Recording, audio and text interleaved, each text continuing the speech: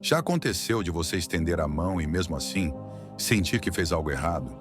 Ajudar pode parecer sempre o certo, mas existe um momento em que o excesso de boa intenção começa a nos salvar do que é realmente saudável. Nem todo pedido de socorro vem acompanhado de um coração disposto a mudar. A verdade é que nem tudo o que é necessário está pronto para receber. Alguns confundem cuidado com obrigações e carinho com obrigação eterna. E, sem perceber, você se vê carregando um peso que nunca foi seu. Sim, até a generosidade precisa de direção. Muita gente boa vive esgotada por estar tentando fazer o bem no lugar errado. E isso não é egoísmo, é sabedoria. O amor não precisa carregar tudo sozinho. Ele também sabe considerar seus limites. Existem pessoas que precisam mais de espaço e oração do que da nossa intervenção direta. Neste vídeo, vou mostrar os 7 perfis de pessoas que, segundo a Bíblia, precisam de um outro tipo de ajuda. O tipo que diz respeito ao tempo de Deus. E talvez, ao mesmo tempo, você encontre a paz que tanto procura. E liberte também quem você tanto quer ver transformado.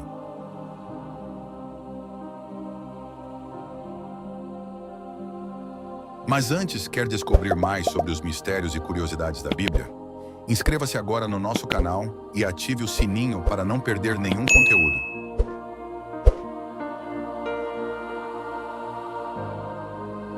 Primeiro, orgulhoso. O orgulho é uma fortaleza silenciosa. Disfarça-se de autoconfiança, mas esconde medo de ser corrigido. Em Provérbios 16:18, somos anunciados de que esse caminho leva à ruína e não é por acaso. Tentar estender a mão a um orgulhoso é como lançar sementes em rocha seca. Ele não rejeita apenas o conselho, ele rejeita o conselheiro. Nem o convém, pois seu coração está cego pela vaidade. É curioso como muitos confundem orgulho com força. Mas força verdadeira é humildade escondida. O orgulho alto, mas por dentro, treme diante da verdade que insiste em ignorar. A ajuda se torna um ciclo de frustração. Você oferece direção, ele desvia. Oferece apoio, ele suspeita. E assim, quem tenta ajudar, acaba mais ferido que o próprio ferido. Jesus lidou com muitos corações duros. E em Mateus 15:8, ele mesmo denuncia os que honram com os lábios, mas tem o coração distante. O orgulho é esse, fala bem, mas ouve mal. A sabedoria ensina a discernir o solo onde se planta.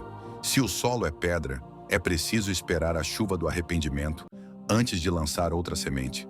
Até lá, o silêncio é mais sábio que o esforço. Às vezes, o melhor favor que se pode fazer a um orgulhoso é deixá-lo sentir o peso da própria queda. Só quando a dor supera o ego, ele começa a ouvir. É nesse ponto que o céu pode agir. Mas até que esse momento chegue, não se deixe levar pela teimosia de quem resiste à mudança. Mantenha sua mão limpa e o coração atento, pois outros virão, com sede verdadeira de transformação. Segundo, nécio insensato. O insensato não erra por falta de aviso, mas por desprezo à sabedoria. Ele ouve, mas não escuta. Vê, mas não enxerga. Em Provérbios 26:11, a comparação é clara. Como o cão volta ao seu vômito, o insensato repete a tolice. Não é que ele não tenha acesso à verdade, ele a rejeita por opção. O conselho entra por um ouvido e sai pelo outro, como se a vida fosse um jogo que ele sempre perde, mas nunca desiste de jogar errado. Ajudá-lo é como carregar água em peneira. Você se faz, fica desgastado e, no fim, escorre tudo por entre os dedos. O tempo passa, os conselhos se acumulam, mas ele continua no mesmo ponto, onde o erro se sente em casa. O problema não é falta de oportunidades, mas sim desprezo por elas. O insensato coleciona portas abertas que ele mesmo bate com força. Ele transforma pontes em muralhas e sabota a própria chance de mudar. A Bíblia alerta: não respondas ao tolo segundo a sua estultícia, para que não te tornes semelhantes a ele. Esse é o ponto. A insistência em ajudá-lo pode nos contaminar com sua neblina de confusão. Ele não aprende pela dor, tampouco pela instrução. Vive num ciclo vicioso, alimentado pela ilusão de que já sabe o suficiente. E ai de quem tentar mostrar o contrário. Será visto como inimigo. Enquanto o coração do nécio estiver fechado, toda tentativa de ajuda será um desperdício estratégico. É preciso esperar o tempo certo, aquele em que ele mesmo reconheça o vazio da própria tolice. E quando esse tempo chegar, se chegar, talvez ele se lembre de quem ajudou a ajudar. Mas até lá, outros caminhos surgem, outras vozes clamam, e algumas finalmente querem ouvir. Terceiro, desonesto e manipulador. O manipulador tem aparência de ovelha, mas fala como lobo. Ele chora sem dor, agradece sem gratidão e pede sem precisar. Em Gálatas 6:7 está escrito que de Deus não se zomba, e de quem tem discernimento também não. Ele usa a compaixão alheia como moeda de troca, monta cenários com maestria, veste-se de vítima e ganha a confiança dos que têm o coração bom. Mas no fim, sua única intenção é o benefício próprio. Essa é a armadilha. Ele sabe que você é bom, e exatamente por isso, você escolhe como alvo. Não ataque com fúria, ataque com sutileza. Ele não força, seduz, não exige, sugere. E assim manipular sem parecer ofensivo. Seus olhos contam histórias tristes, mas seus atos desmentem tudo. Ele não busca ajuda, busca vantagem. Enquanto você pensa estar salvando alguém, na verdade está sendo usado como escada. A Escritura adverte: a boca do perverso é cova profunda. Aquele contra quem o Senhor está irado cairá nela. Essa profundidade é feita de mentiras cuidadosamente costuradas, e não há corda que te tire de lá sem danos. O mais perigoso no manipulador não é o que ele faz, mas o que ele faz sentir. Ele planta culpa em quem ajuda e orgulho em quem ignora. Por isso, muitos se perdem tentando salvá-lo. Para esse tipo, a melhor resposta não é compaixão, é distância. Porque onde há manipulação, a verdade é distorcida e a justiça é trocada por conveniência. Se você não sair por sabedoria, sairá por exaustão. E enquanto você se recupera, ele já terá outro alvo, outro ombro, outro abrigo. Porque para o manipulador, as pessoas são degraus, não destinos. E ainda assim há quem insista em não enxergar. Quarto, ingrato. O ingrato é um poço sem fundo. Não importa quanto você derramou amor, cuidado ou recursos, nunca será suficiente. Em Lucas 17, apenas um dos 10 leprosos voltou para agradecer, e isso já diz muito sobre o coração humano. Ele transforma o cumprimento em obrigações. Começando com doçura, mas logo exige com frieza. O que antes era favor, vira dever, e se você recusar, ainda sai como o vilão da história. O ingrato não tem memória emocional. Esquece rápido quem esteve ao seu lado na dor. Sua gratidão dura o tempo da necessidade. Depois disso, a ajuda vira invisível e você também. Ele mede sua praticidade por conveniência. Se você servir, ele sorri. Se você impor limites, ele se afastará. O ingrato não quer relacionamento, quer serventia. E quando não precisa mais, despreocupado. A palavra ensina que a gratidão é sinal de um coração moldado por Deus. O salmista dizia: dai graças ao Senhor, porque Ele é bom. Mas para o ingrato, a holde divina vira obrigações humanas. Você pode sangrar por Ele, emocionalmente, financeiramente, espiritualmente, e ainda assim será acusado de não fazer o bastante. Isso esgota, adoece e suporta corações generosos. O ingrato nos ensina uma dura lição. Nem toda ajuda é recebida como vitória. Às vezes, ela vira veneno para o caráter de quem a recebe e prisão emocional para quem a oferece. Mas não se engane, há um tipo de gratidão que não é falada, é vívida. E há pessoas que, mesmo em silêncio, sabem refletir. Esses, sim, merecem nossa atenção. E uma delas pode estar mais perto do que você imagina. Quinto, preguiçoso. O preguiçoso não é apenas quem descansa demais, mas quem espera que o mundo trabalhe por ele. Em Provérbios 6, a Bíblia manda observar a formiga. Sem chefe, ela age. Já o preguiçoso, mesmo com empurrões, não se mexe. Ele tem discurso pronto para tudo. Cansaço sem esforço, planos sem execução, desculpas sem fim.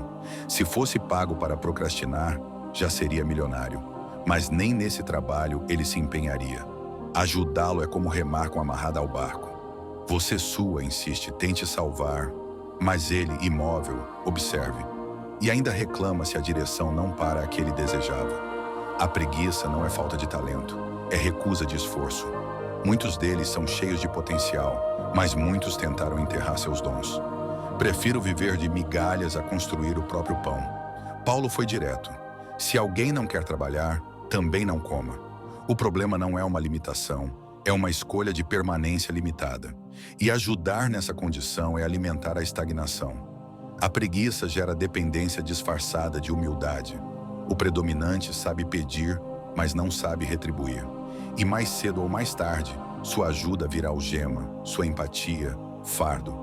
É fácil sentir pena, mas pena sem sabedoria vira parceria de fracasso. O preguiçoso precisa de confronto, não de conforto, e só se levanta quando o chão se torna insuportável. Enquanto isso, outros seguem caminhantes. Gente simples, esforçada, de alma em construção. Talvez seja a hora de observar quem está suando no campo, porque ali a colheita está prestes a começar. Sexto, pecador recorrente sem arrependimento. Há quem peque por fraqueza e há quem peque por escolha. O pecador recorrente não tropeça, ele se joga. Em Hebreus 10, somos lembrados: pecar deliberadamente após conhecer a verdade é zombar da graça. Ele sabe o certo, mas escolhe o errado. Não por ignorância, mas por conveniência. Use a misericórdia como escudo e a graça como desculpa, achando que Deus se deixa enganar por lábios que não respondem ao coração. Tentar ajudá-lo é entrar num ciclo de desculpas falsas. Ele promete mudar, chora, pede oração, e no dia seguinte, volta ao lamaçal. Como quem troca um altar por um vício, um chamado por um prazer passageiro. O mais perigoso não é o pecado, mas a ausência de arrependimento. Porque o arrependido se quebra, mas o recorrente se justifica. Ele não busca libertação, busca acessível em sua prisão. Jesus lidou com os pecadores, mas nunca foi conivente com o pecado. A mulher adúltera foi perdoada, mas ouviu: vai e não peques mais. Esse mais era condição. Sem ele, o perdão se tornaria licença. Quando ajudamos quem não quer mudar, nos tornamos cúmplices inconscientes. Ajudamos na manutenção do erro, não na transformação do ser. E isso é perigoso tanto para quem dá, quanto para quem recebe. Não se trata de julgamento, mas de discernimento. A graça é para quem deseja ser restaurado. Para quem insiste em se autodestruir, a melhor ajuda é o limite e a oração, porque ali só o Espírito pode alcançar. E enquanto isso, há outros clamando por restauração. Gente ferida, mas sincera, pronta para ser moldada. É por essas almas que devemos guardar o nosso azeite, pois nelas a chama não será desperdiçada. Sétimo, perverso. O perverso não erra por engano, erra por intenção. Ele não está perdido, está decidido. Em Salmos 1, já somos anunciados a não andar segundo o conselho dos ímpios, nem nos assentar com os escarnecedores. Há uma separação necessária. Ele não é bom, ele despreza o bem. Não quer tranquilidade, quer domínio. O perverso manipula com frieza, influencia com estratégia e derrota com prazer. Seu coração não busca cura, busca poder. É aquele que corrompe tudo ao redor: amizades, propósitos, ambientes espirituais. Onde ele pisa, deixa rastros de confusão, divisão e dor. E ainda assim, muitos tentaram resgatá-lo, como se fossem apenas incompreendidos. Jesus chamou alguns líderes de raça de víboras. Forte, não? Mas justo. Porque há um tipo de pessoa que não precisa apenas de amor. Precisa de enfrentamento, jejum e oração à distância. Tentar ajudar o perverso é dar armas ao inimigo. Ele usará sua compaixão contra você. Roubará sua paz, sua fé, sua direção. E quando estiver no chão, ainda zombará da sua boa intenção. A palavra diz: não deis aos cães o que é santo. Não por desprezo, mas por proteção. O perverso profano, o que é puro, faz pouco caso do sagrado. Desdenha da luz enquanto abraça as trevas. Há uma diferença entre o fraco e o cruel. O fraco precisa de apoio. Ó cruel, de justiça. E ajudar o cruel é como dar água a quem quer afogar outros. Um ato que parece nobre, mas é suicida. Mesmo assim, não se aguenta. Apenas proteja sua essência, porque enquanto os perversos envelhecem com astúcia, há justos clamando por socorro. São esses que Deus quer colocar no seu caminho. Ajudar não é sobre fazer o bem por fazer, é sobre fazer o bem com sabedoria. Em Provérbios 4:7 está escrito: adquire sabedoria, e com tudo o que possui, adquira entendimento. Não é falta de amor, é excesso de discernimento. Você não é chamado para salvar todo o mundo, mas para ouvir a direção do alto. Há momentos em que a ajuda é levantada, em outros, é deixar cair. O que parece difícil, muitas vezes, é misericórdia disfarçada. Nem toda dor precisa ser evitada, nem toda mão deve ser contínua. Deus não nos chamou para sermos muletas eternas, mas pontes temporárias para quem quer realmente atravessar. Há batalhas que não são suas, e interferir nelas é tomar o lugar de Deus. O amor verdadeiro sabe dizer não, sabe recuar, sabe esperar, porque entende que socorro fora de hora vira tropeço. A oração, muitas vezes, é a maior forma de ajuda, porque enquanto o homem vê a aparência, Deus sonda o coração. E há situações em que só o Espírito pode romper as barreiras que nosso esforço jamais alcançaria.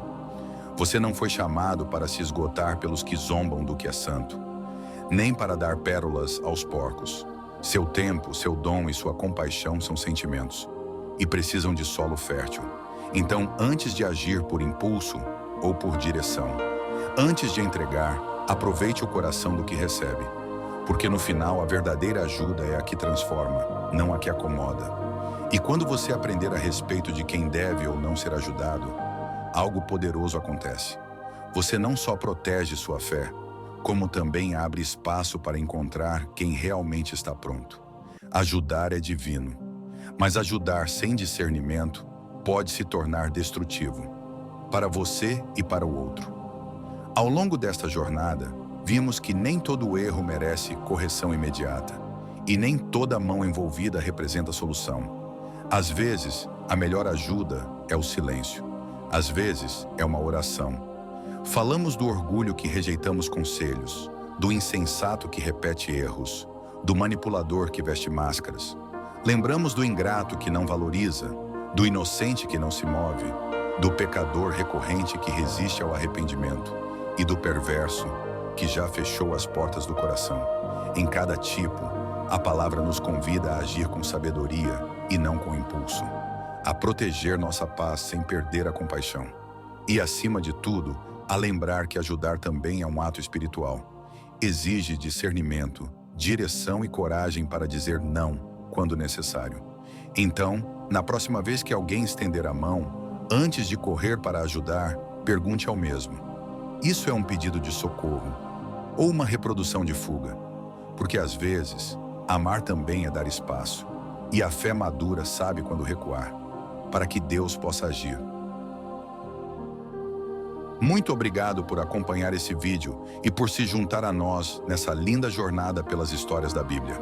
Se você se sentiu tocado e inspirado, inscreva-se no canal para receber mais conteúdos que aprofundam nossa fé e espiritualidade.